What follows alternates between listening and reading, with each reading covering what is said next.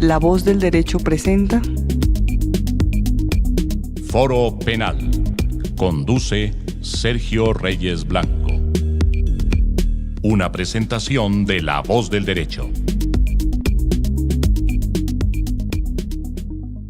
Un saludo muy especial a todos nuestros oyentes en Foro Penal en La Voz del Derecho. Hoy estamos de nuevo con el doctor Julio Montañez y la doctora Carolina Gutiérrez de Piñeres, ya conocidos por todos nuestros seguidores y oyentes.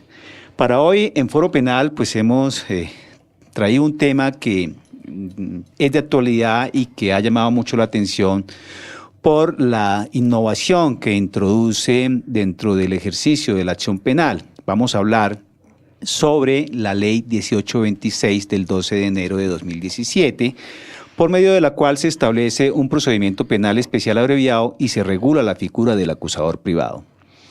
Este tema pues ha generado una serie de inquietudes en el escenario penal y en el escenario constitucional.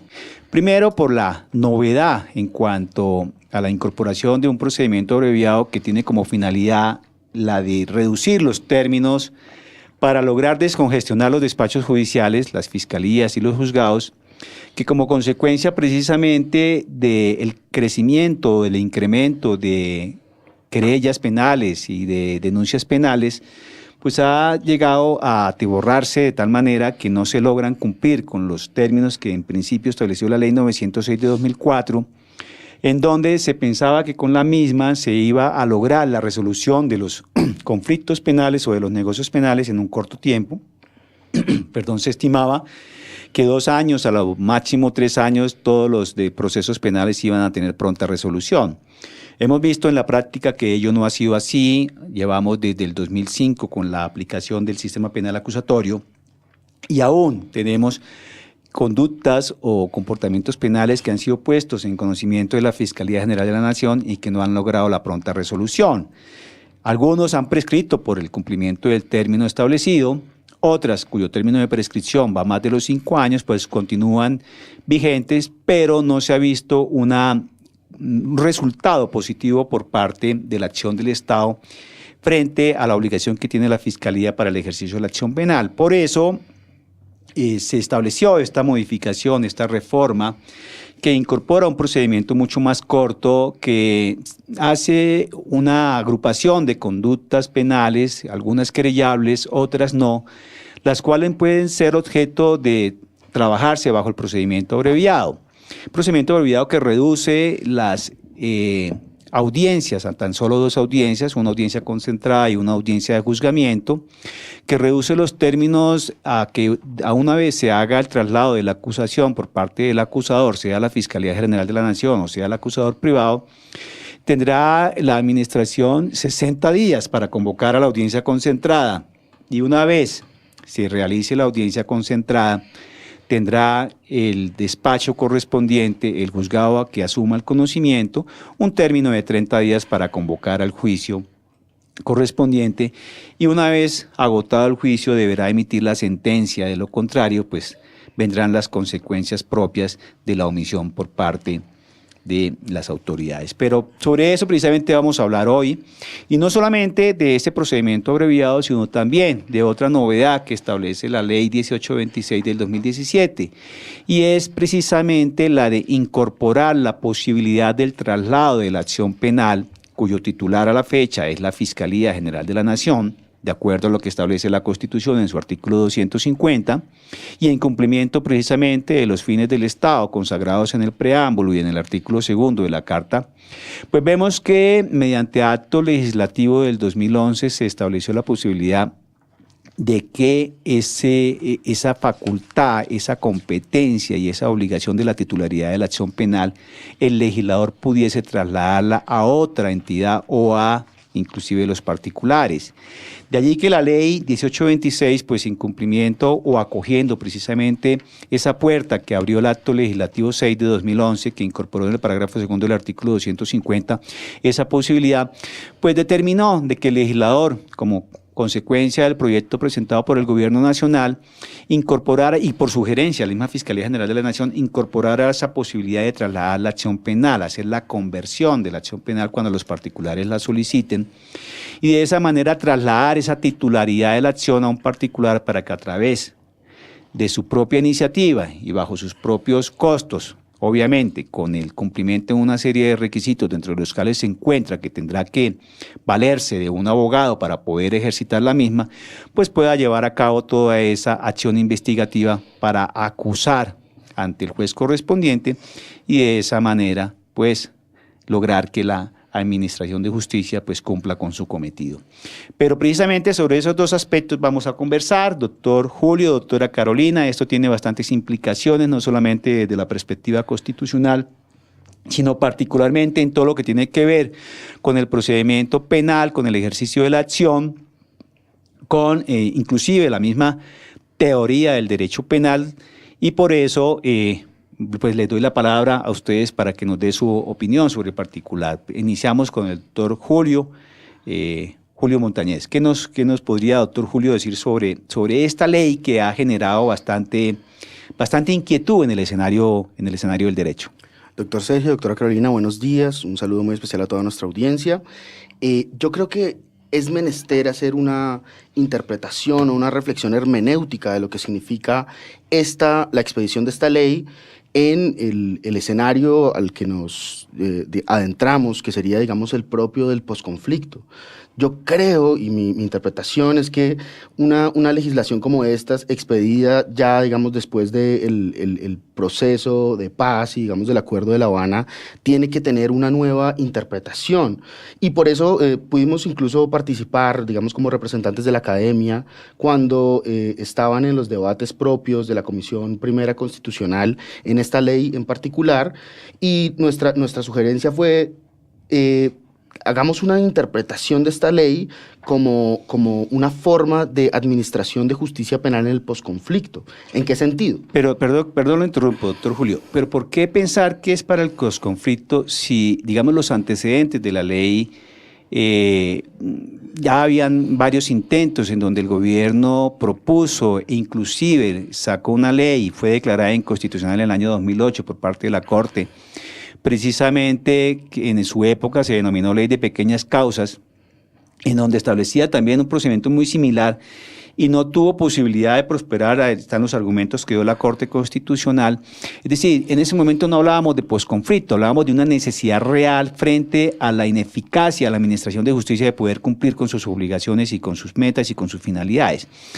Posteriormente se intenta nuevamente con resultados fallidos, y es tal vez la consecuencia de que se haga el acto legislativo donde se incorpora el parágrafo segundo del artículo 250, para a futuro poder tener esa posibilidad de pronto, eso frente al acusador privado y frente al procedimiento abreviado, precisamente para poder, digamos, garantizar una estrategia de descongestión efectiva. Lo vemos ahora con la ley 1826, y, digamos, podría decirse, sí, es coyuntural al posconflicto, porque venimos de los diálogos de negociación con las FARC, y ello podría indicar que de pronto esa ley tenga como finalidad poder, digamos, resolver situaciones penales que se presenten. Pero yo diría que están totalmente divorciadas. Yo no creo que tenga íntima relación con el posconflicto, porque la naturaleza de la necesidad, digamos, de poder acometer con resultados positivos ese cúmulo de denuncias y de querellas que se encuentran en poder de la Fiscalía requería de alguna estrategia, y la estrategia prácticamente es esta, es decir, buscar un procedimiento mucho más ágil, mucho más expedito, y que le permita, digamos, a la Administración, si bien no por sus propios medios, cuando haya interés por parte del afectado, por parte de la víctima, de poder sacar adelante ese proceso, porque ve que la Fiscalía no puede cumplir con esa finalidad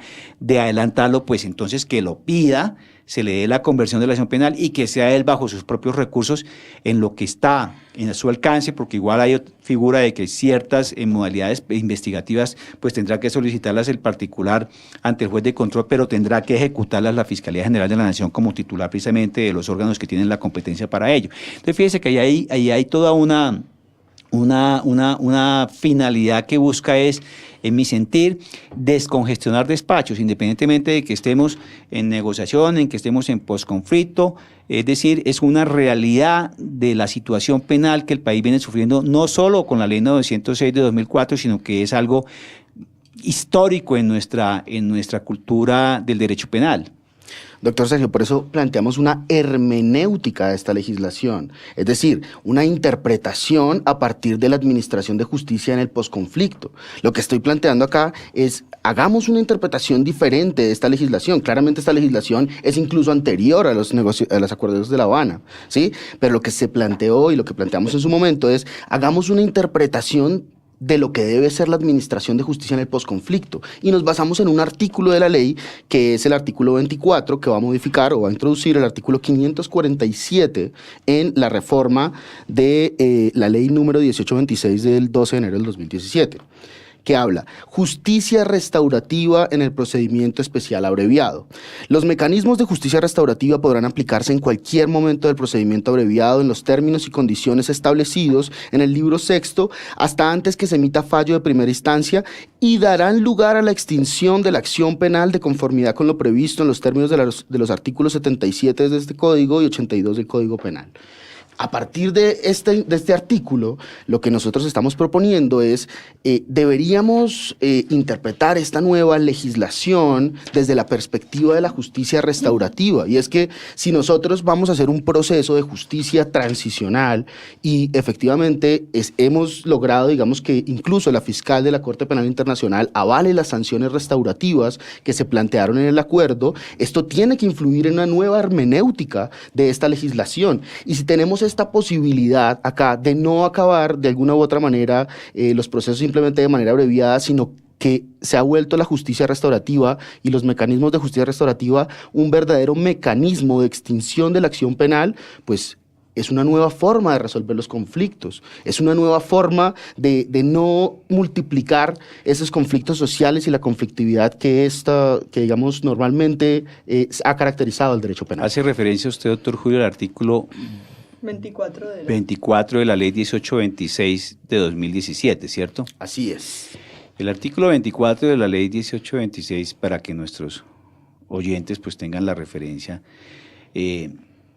prácticamente remite al artículo 547 de la ley 906 de 2004. Como usted lo indicaba, el artículo 547 de la ley 906 de 2004 pues se hace referencia a la justicia. Es que precisamente lo introduce. Ese artículo no existe en la legislación 906. Porque la ley 906 trae hasta el artículo 533. Ahora Entonces, bien, doctora Carolina, incorpora el artículo 547, justicia restaurativa en el procedimiento especial abreviado, pero la justicia restaurativa ya está establecida como tal en la ley 906 de 2004, es decir, no es novedad. Claramente, lo que es novedoso es volverla una causal de extinción de la acción penal. ¿En qué sentido? La justicia restaurativa ha estado contemplada allí, pero no ha tenido un gran desarrollo. Y realmente pero está la indemnización integral, acuérdense que da lugar a la terminación de la acción. Pero a eso es a lo que me refiero. La justicia restaurativa no es indemnización integral únicamente, es mucho más. Es una forma novedosa de solucionar los conflictos sociales. Pero miremos qué tipo de conductas penales son las que se van a manejar por el procedimiento abreviado. Y las conductas penales que se van a manejar por el procedimiento abreviado son esas conductas que prácticamente al afectado, en muchos de los casos, lo que le interesa es precisamente lograr restaurar económicamente lo afectado. Porque no digo todas, pero la gran mayoría, el hurto, la estafa, el abuso de confianza, inclusive las mismas lesiones personales. Es decir, hay una serie de comportamientos que son los que más se ven en la práctica penal, que los que más denuncia la gente, en la mayoría de los casos tienen una incidencia, digamos, en un 70% en aspectos patrimoniales, en aspectos pecuniarios. Entonces, lo que esas personas buscan muchas veces a través del ejercicio de la acción es lograr recuperar precisamente ese patrimonio afectado.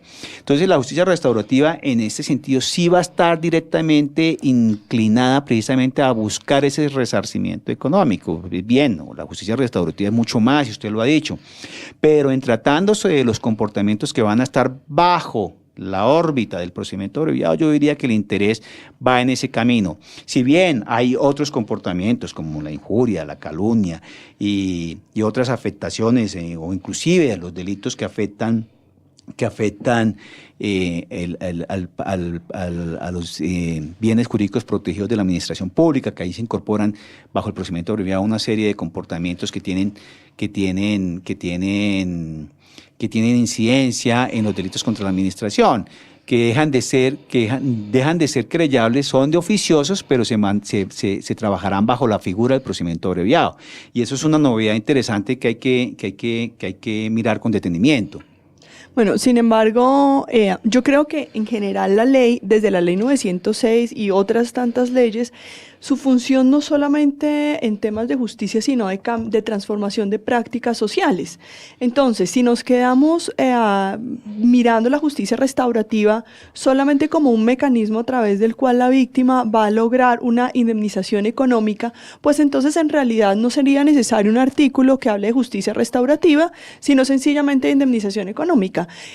Teniendo en cuenta esto, esta ley debería en realidad aplicar la justicia restaurativa de tal manera que se modifique esa práctica social para lograr una solución a los conflictos que trasciendan el campo de la justicia penal, digamos. Y yo creo que el tema acá es que la justicia restaurativa ha sido mal entendida. O sea, en nuestro país la justicia restaurativa lleva desde antes de la ley 906, se incorporó en la ley de infancia y adolescencia para resolver casos en temas de justicia penal juvenil, y además se incorporó en la ley 975 frente al tema de justicia y paz. Sin embargo, no ha sido, o sea, se incorpora en letra, pero parece letra muerta porque en la práctica no se lleva a cabo. De manera que decir que la justicia restaurativa se incorpora en esta ley solamente para buscar una indemnización económica, digamos, genera una desesperanza frente a lo que debe ser la justicia. Por eso yo sí creo que este artículo en especial, la ley, en la ley, el artículo 24 que incorpora el 547, es trascendental frente a cómo vamos a aprender, porque esto es un aprendizaje. O sea, fíjense que el acusador privado, el que la víctima sea ahora titular de la acción penal y demás, implica una transformación también de dinámicas de solución de conflictos. Y es una manera también en que todos tengamos que aprender a cómo hacerlo, evitando lo que siempre ha pasado, que es buscar una justicia vindicativa en lugar de una justicia restaurativa, donde lo que se restaura, Sergio, perdóname, aquí no es solamente el daño económico, sino el daño psicológico, el daño moral, el daño social, y se busca, digamos, los principios básicos de la justicia restaurativa lo que buscan es que las personas vuelvan a ver el conflicto como eso, como una dinámica entre ellas que puede ser transformado y que puede ser solucionado a través de otros mecanismos diferentes. Y tampoco se va a que a que sea una práctica de mediación y conciliación, porque trasciende también los mecanismos alternativos de mediación y conciliación, porque si no, pues muy fácil, pues volvemos a esta ley, más bien no la ejercemos, sino que decimos que todos los delitos querellables se van a volver delitos que se solucionen por vía de mediación y conciliación, y yo creo que esta ley va mucho más allá de eso. Sí, antes de continuar con este tema de analizar si la justicia restaurativa allí es novedosa o no, tengo que corregir, cuando hice la apreciación frente a los delitos contra la administración pública, me confundí. La ley lo que hace es una excepción. Los delitos que se van a manejar por el procedimiento abreviado son los delitos querellables y los delitos que no tienen pena privativa de la libertad. Uh-huh. Y exceptúa precisamente algunos delitos contra la administración pública que no se pueden manejar por el procedimiento abreviado porque tienen pena no privativa de la libertad. Entre esos hay una serie de delitos que se exceptúan, en los que está, por ejemplo, el abuso de autoridad por acto arbitrario e injusto, no se puede manejar por el procedimiento abreviado. Delitos como la utilización indebida de información oficial privilegiada, el asesoramiento y otras actuaciones ilegales. Hay como 10 comportamientos que no pueden ser objeto de trámite por el procedimiento abreviado y que son comportamientos que no tienen pena privativa de la libertad, que están castigados con multa, ¿cierto, doctor Julio? Pero vamos a hacer lectura de lo mismo para claridad del oyente. Primero está el ofrecimiento, venta o compra de instrumento acto para interceptar la comunicación privada de personas, consagrado en el artículo 193. La divulgación y empleo de documentos reservados, contemplado en el artículo 194. El abuso de autoridad por acto arbitrario e injusto, artículo 416. La revelación de secreto, artículo 418. La utilización de asuntos sometidos a secreto o reserva, artículo 419. La utilización indebida de información oficial privilegiada, artículo 420. El asesoramiento y otras actuaciones ilegales, 421. La utilización indebida de información obtenida en el ejercicio de función pública, artículo 431, y la utilización indebida de influencias derivadas del ejercicio de función pública, artículo 432. Estos comportamientos no se podrán aplicar o no se podrán manejar o trabajar bajo la figura del procedimiento abreviado. Entonces, para corregir esa imprecisión en la que incurrí hace un momento cuando discutía con el doctor Julio frente a los aspectos propios precisamente de lo que significa ese artículo 24 que crea el artículo 547 para efectos de la justicia restaurativa en el procedimiento abreviado. Y sería bueno de una vez, ya que tocamos este asunto, doctor Julio, antes de continuar, mira qué conductas son las que pueden manejarse bajo la figura del procedimiento abreviado. Decíamos que están entonces, según la ley, las conductas querellables y las conductas que no tienen pena privativa de la libertad. En principio son las consagradas en el artículo 74 de la ley 906 de 2004, 74 o 76, doctor Julio, aquí la memoria no me funciona, 74, el Código de Procedimiento Penal. Digamos que hay un sinnúmero de comportamientos que en principio no tienen pena privativa de la libertad, otras que tienen pena privativa, pero que se establecen que son conductas querellables, es decir, requieren que la persona afectada formule la querella para que se pueda poner en acción la posibilidad de que el Estado asuma la competencia. Pero previo a ello, la ley 906 de 2004 establece en las conductas querellables, y así lo viene manejando, el requisito de procedibilidad de la acción penal, la conciliación, que se convoque a las partes a una conciliación previa a efectos de que puedan resolver el conflicto, y se establece la conciliación como requisito para poder proseguir con la acción penal. Digamos, con el nuevo procedimiento, con la nueva figura del procedimiento abreviado, esa conciliación se mantiene. Debe agotarse para poderse poner en marcha, digamos, el procedimiento abreviado como quedó establecido en la ley 1826. Y ahí están todas las conductas señaladas en el artículo 74, más otras conductas que deben ser objeto precisamente de observación, porque se habla, y eso puede sonar a confusión, se hace una discriminación, digamos, no discriminación, sino se hace un etiquetamiento, por ejemplo, de la conducta de hurto, de falsedad, de hurto, de estafa, cuando la cuantía es inferior a 150 salarios mínimos, o qué pasa cuando la cuantía es superior. Ahí, doctor Julio, ¿puede haber alguna dificultad para determinar si la conducta puede ser tramitada bajo el procedimiento abreviado, o eso está completamente claro? Porque en el documento que la Fiscalía General de la Nación, en el instructivo que la Fiscalía General de la Nación emitió precisamente para determinar los comportamientos que van a ser objeto de este trámite, pues se hacen dos listados, y en los dos listados se incluyen los mismos comportamientos. Entonces, ¿podría generar esto alguna dificultad, o es simplemente para efectos de poder matizar cuando estamos frente a una conducta que tiene que está incluida, digamos, en el listado del artículo 74, o cuando estamos frente a otras que de pronto no están allí? Yo creo que lo que pretendió, digamos, el legislador allí es decir que las conductas que son conciliables, que son querellables y por ende desistibles, ¿cierto?, puedan ser susceptibles de este procedimiento. Pero además agregó otras conductas que serían las propias del procedimiento abreviado, que serían, digamos, ya las propiamente novedosas. Si me va a permitir leerlas, pues para que nuestra audiencia sepa de cuáles estamos hablando. Y así me extiendo un poco.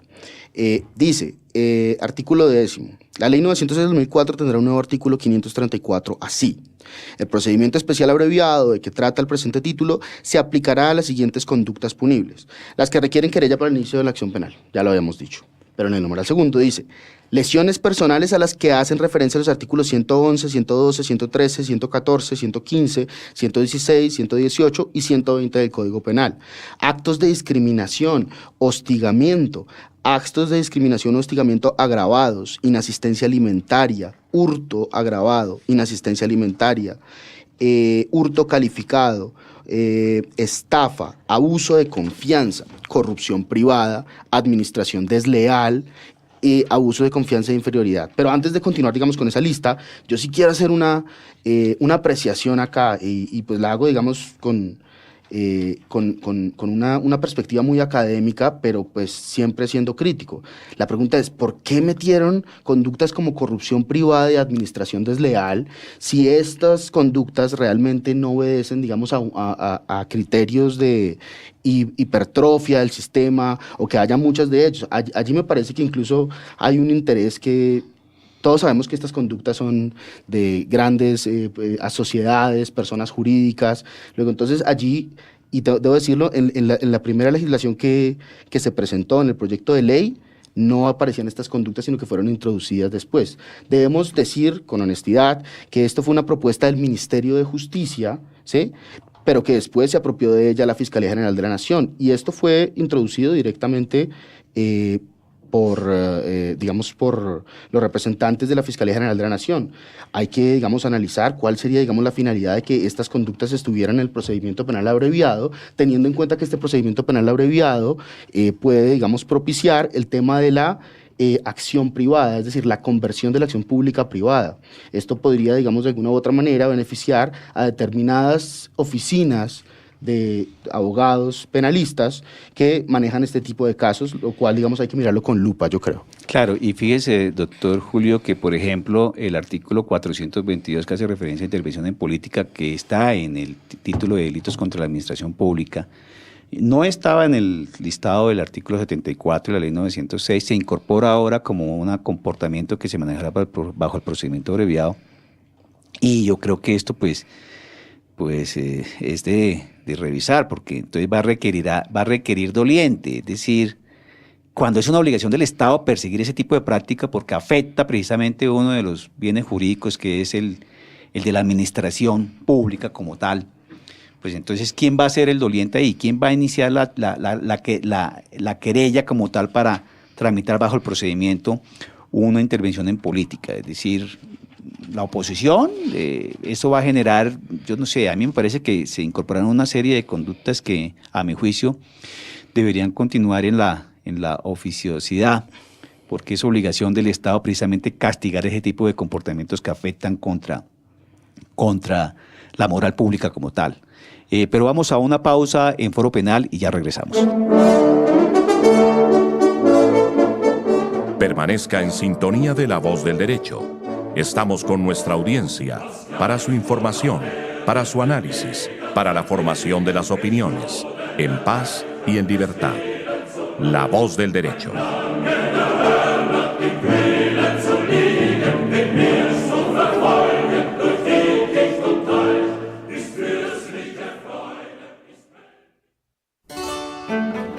La Voz del Derecho te recuerda que la afiliación al Sistema General de Seguridad Social en Salud es obligatoria para todos los residentes en Colombia.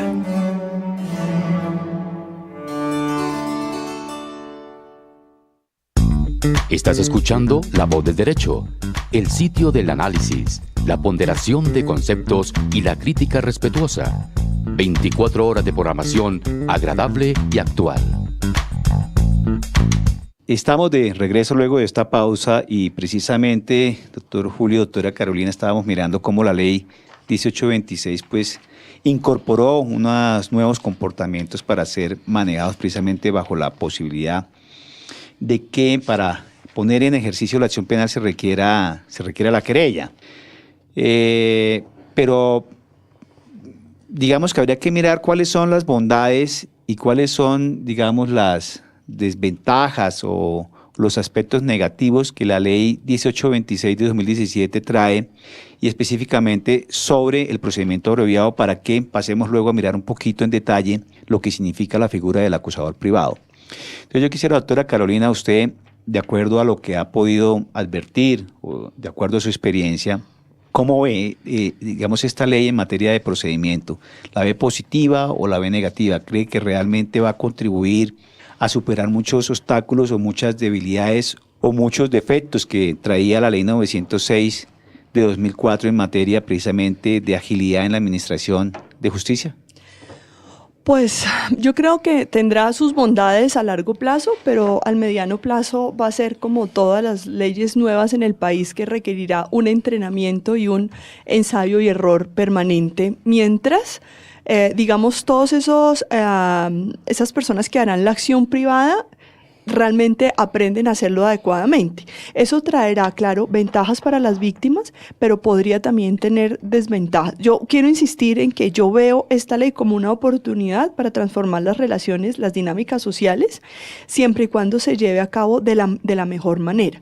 Pero también quería hablar de algo que escuché en un foro que me parece un debate muy interesante, y ahí ustedes les dejo eso, que son los abogados penalistas de esta mesa, como la ley 599 habla de la conducta punible y divide la conducta punible en delitos y contravenciones.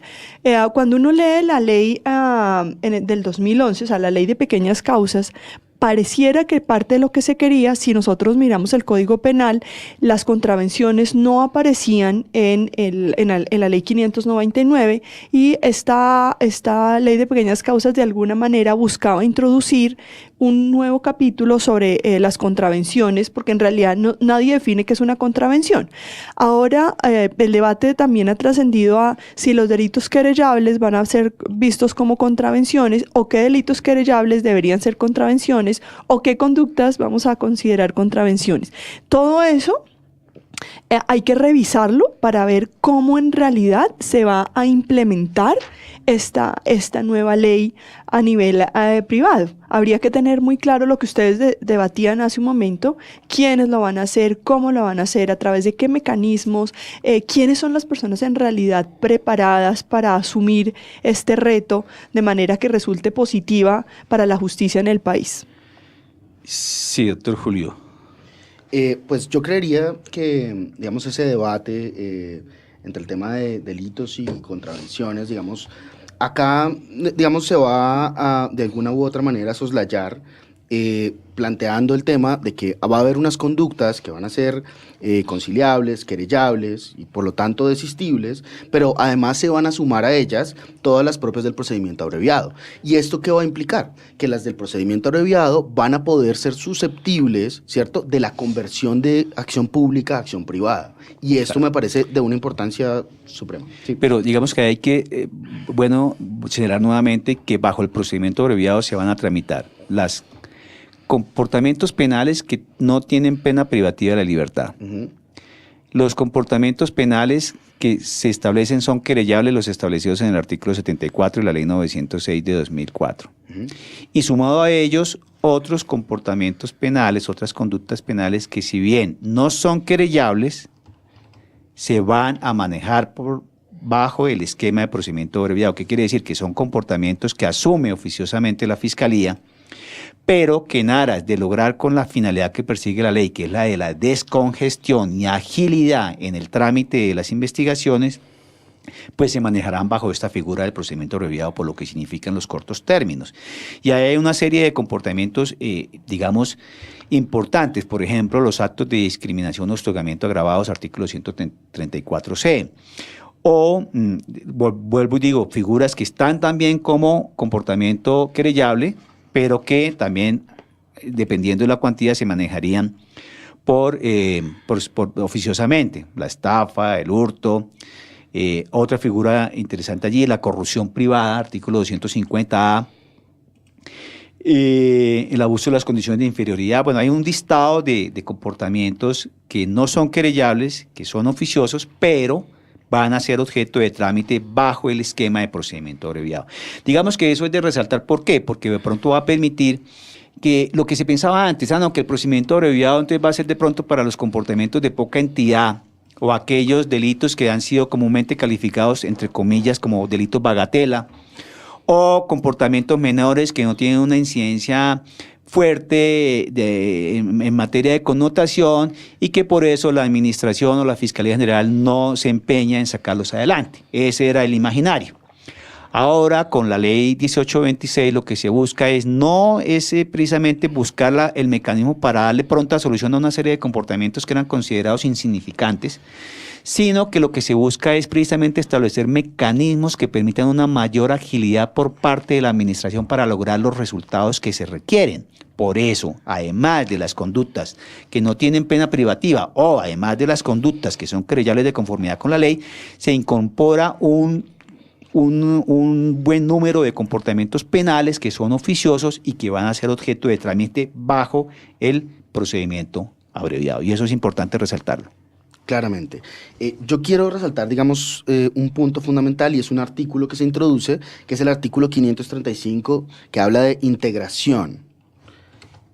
En todo aquello que no haya sido previsto de forma especial por el procedimiento descrito en este título, se aplicará lo dispuesto por este código y el Código Penal. Uno dirá, bueno, es un artículo pues de remisión, sí, pero tiene una trascendencia total. ¿En qué sentido? Pensemos que si se está remitiendo, digamos, a lo no regulado por esta ley, se podría entonces estar de alguna manera abriendo la puerta a que el acusador privado haga preacuerdos y negociaciones, haga principio de oportunidad. Hay algunos académicos quienes tenemos una perspectiva crítica respecto del abuso de los preacuerdos y negociaciones, por ejemplo, por el tema precisamente de lo que se ha develado en otras latitudes, como en Estados Unidos, y es precisamente el tema de coacción, el tema de tener un poder allí para presionar a la persona a que de alguna manera acepte responsabilidad. Y esa, acordémonos que es la gran diferencia entre los preacuerdos y negociaciones y el principio de oportunidad, porque en el principio de oportunidad se puede suspender, interrumpir o incluso llegar a renunciar al ejercicio de la acción penal, mientras que en los preacuerdos y negociaciones siempre va a haber aceptación de responsabilidad. Claro, pero no está prescrito del procedimiento abreviado la posibilidad de la negociación del preacuerdo. A eso es a lo que me refiero. Este artículo lo introdujeron con esa finalidad, y lo digo porque estuve, claro, digamos, al debate de la comisión. Esa integración es para poder meter eso. Claro, y es que tiene que así, porque si no usted estaría vulnerando de manera significativa el principio de igualdad. Es decir, usted no podría dejar por fuera del procedimiento abreviado la posibilidad de que una persona quiera entrar en una negociación, un preacuerdo, aceptar parte, digamos, de lo que digamos, donde hay concurso de delitos. Uh-huh. Que no, acepto pero no porque y ahí puede haber entonces la negociación como tal. Lo interesante aquí es que eso sí no lo podría tramitar, pienso yo, directamente el acusador privado en caso de que la acción se le haya convertido al particular, sino que debe estar siempre en cabeza de la Fiscalía General de la Nación. Pero aquí es donde va a haber el debate, y es que con esta integración pretendieron que el acusador privado tenga esa facultad, ¿cierto? No, yo no diría que la tenga, porque miremos, en materia de aceptación de cargos, se establecen en qué momento se puede hacer la aceptación de cargos y los descuentos como tal de acuerdo a lo que establece la ley 906. Antes de la audiencia, del escrito de acusación, el 50%. En la audiencia concentrada, la tercera parte. Y ya en el juicio, la sexta parte, ¿cierto? Es decir, se establecen simulando, como desaparece la formulación de imputación como tal en el procedimiento abreviado y prácticamente que se condensa con lo que es el traslado del escrito de acusación, pues podríamos decir que ahí está el momento correspondiente en donde se podría dar esa situación. Pero yo sí quisiera hacer una diferenciación entre lo que es la aceptación de cargos, como el allanamiento a cargos, y los preacuerdos y negociaciones propiamente dichos, ¿sí? De alguna manera, todos sabemos que la ley puso en el mismo título allanamiento a cargos y preacuerdos y negociaciones, pero realmente tiene una naturaleza distinta. Si uno se va, digamos, al procedimiento norteamericano, es diferente, ¿cierto? Lo que llaman el structurally induced plea, o la aceptación estructuralmente inducida, a lo que llaman ellos el plea bargaining, o la negociación, que es por su naturaleza bilateral.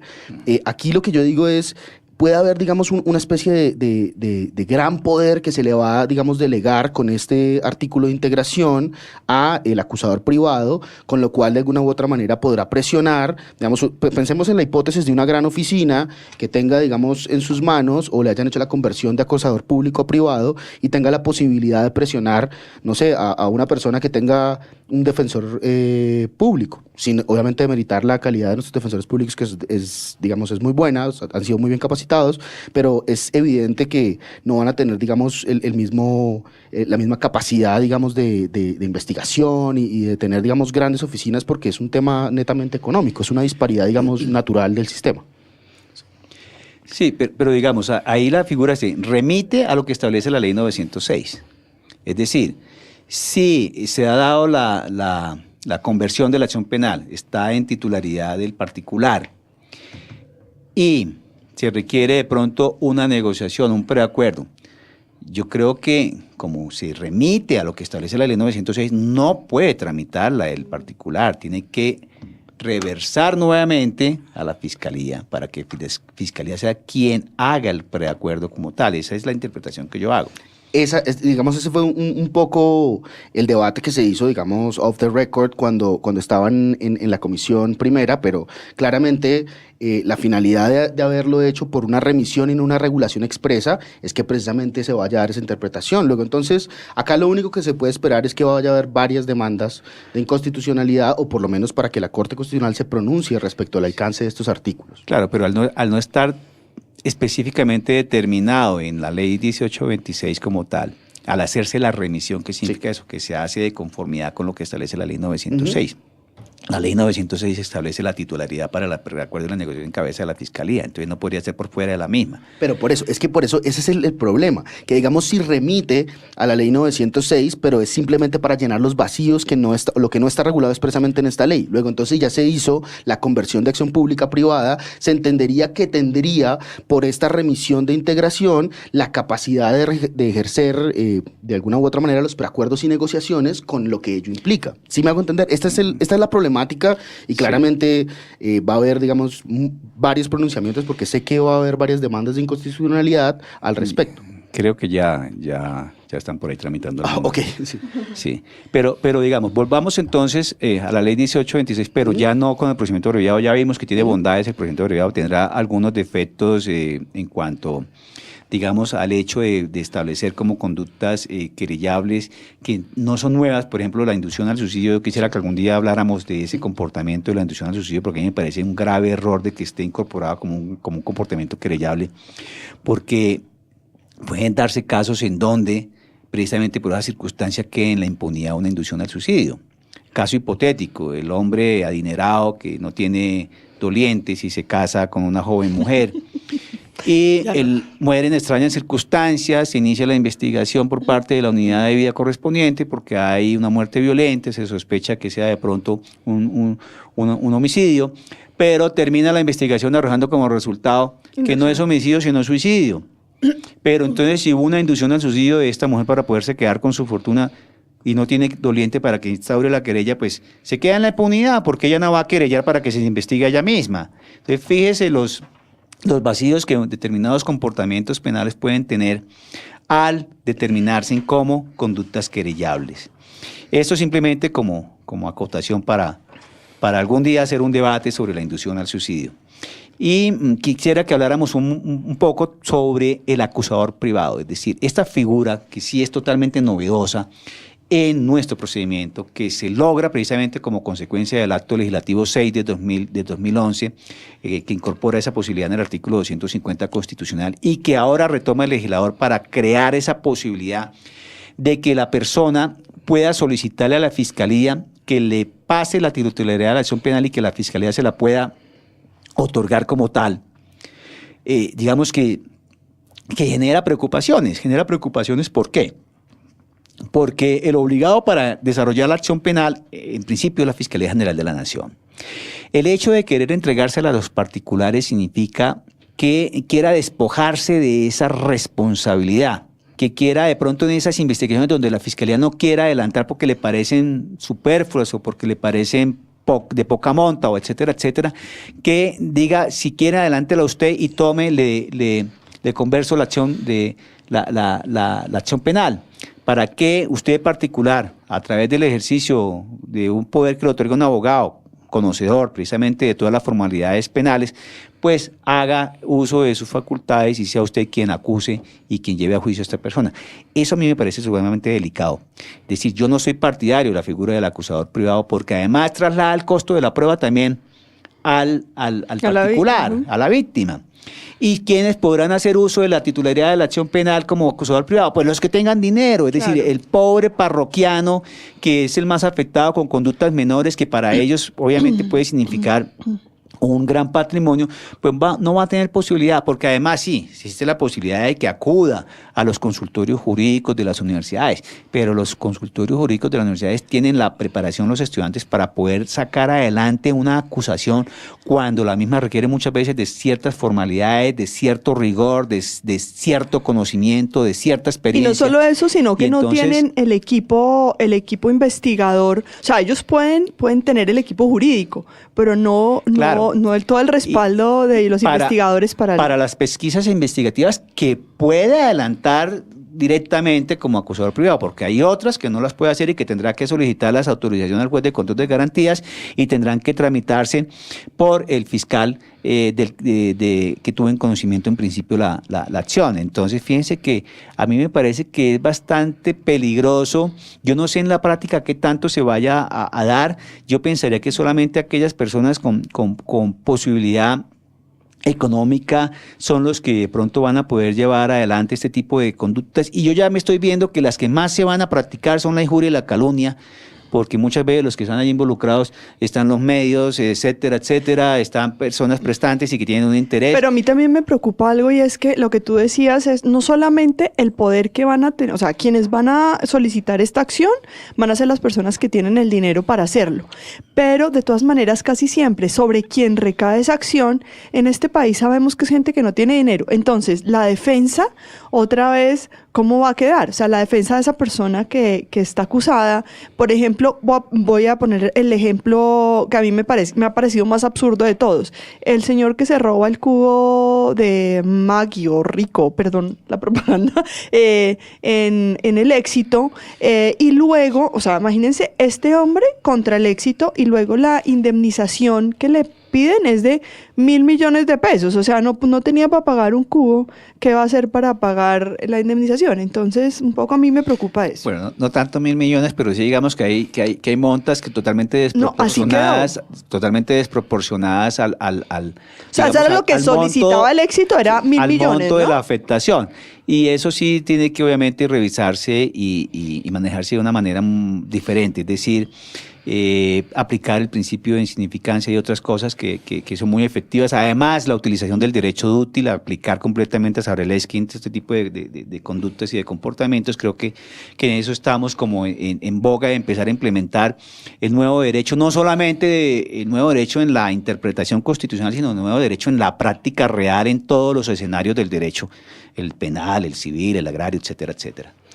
Pero yo sí quería, digamos, ya que ustedes develaron un punto fundamental y se dieron cuenta que esta legislación se puede de alguna u otra manera interpretar de alguna manera como beneficiaria de ciertos intereses particulares, de ciertos grupos económicos que van a verse beneficiados. Tema de administración desleal, corrupción privada, ¿cierto? Que son delitos que pueden ser, digamos, de grandes empresas, de grandes personas jurídicas. Luego, entonces, quien va a hacer acusación privada ahí va a ser directamente las oficinas más grandes. Por lo tanto, para mí, la forma, digamos, de acotar ese poder, que no se vuelva simplemente un mecanismo de presión económica, por ejemplo, con los preacuerdos, es precisamente hacer énfasis en el artículo de justicia restaurativa, decirles, sí, quieren ser la gran oficina que va a representar esto y va a tener el acusador privado, ok, pero entonces la forma real de extinguir la acción penal para no irse a juicio va a ser la justicia restaurativa, y eso les implicará quizás ya no simplemente tener unos intereses ahí netamente económicos, sino tal vez casi que obligarlos a mirar la justicia de otra manera. Esto no puede seguirse resolviendo por parte de las oficinas que tengan grandes recursos y puedan de alguna manera invertirlos para presionar a la contraparte. Punto de plata. Exactamente, por eso es la oportunidad, y esta es la invitación que quiero hacer en este punto, de hacer una nueva hermenéutica, una nueva interpretación de toda esta legislación a partir de este artículo. De hecho, hecho, mi propuesta era, incluso iba más allá. Yo tenía una propuesta de regulación que era, como lo hacen en el derecho portugués, bajo la figura de la suspensao provisoria do proceso, que sería la suspensión del procedimiento a prueba, que actualmente es una causal de principio de oportunidad, pero que en Portugal es todo un procedimiento autónomo. Entonces, si lo hubiéramos regulado de esa manera, quizás hubiera sido un poco mejor, o sea, para los fines de la justicia restaurativa. Sí, pero eso es aplicable y efectivo cuando el fiscal, como titular de la acción, tiene autonomía dentro de sus investigaciones.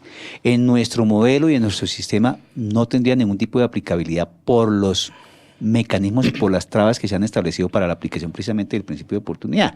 Es decir, no es autónomo, tiene que siempre pedir autorización y eso hace que precisamente no se puedan aplicar ese tipo de figuras de una manera práctica y efectiva. Claro, pero como aquí hablaríamos del tema de la conversión de la acción pública a privada, ya estaríamos hablando ya no tanto de los fiscales, sino de los particulares que la ejercerían como tal. Y allí, digamos, se plantearía eso.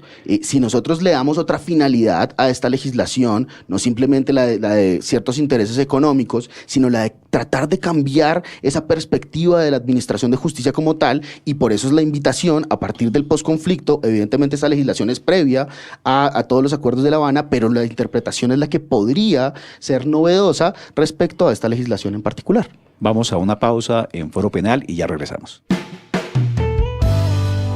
Estás escuchando desde Bogotá, capital de la República de Colombia, La Voz del Derecho, radio especializada.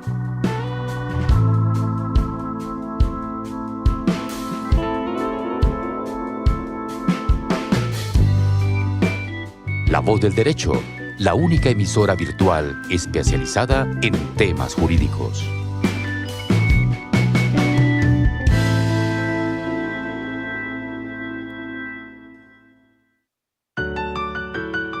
En La Voz del Derecho, nuestros oyentes, estén dentro o fuera del territorio colombiano, tienen los elementos de juicio necesarios para formar su propio concepto, su criterio sobre cada acontecimiento de repercusión nacional o mundial.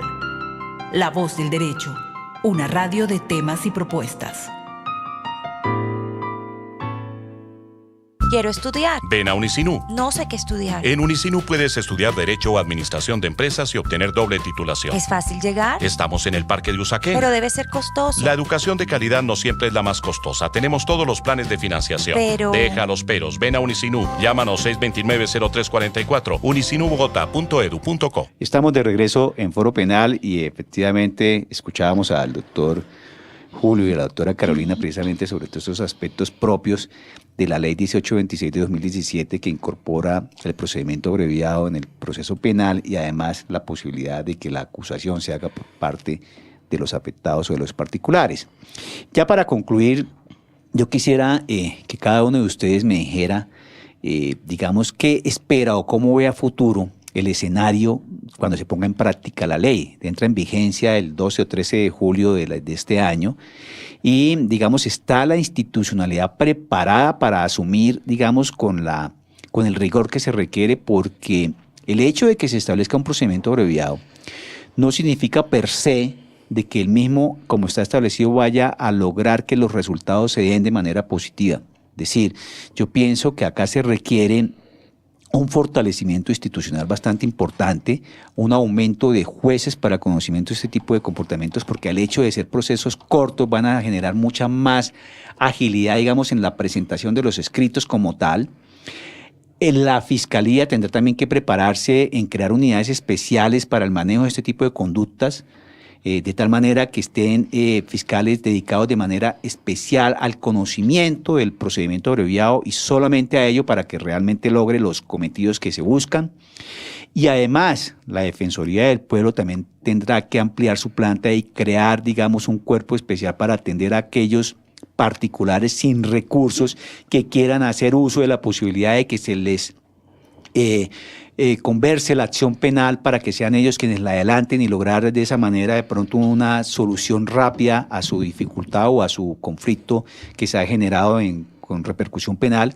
Y obviamente las universidades tendrán que fortalecerse también en capacitación, en recursos.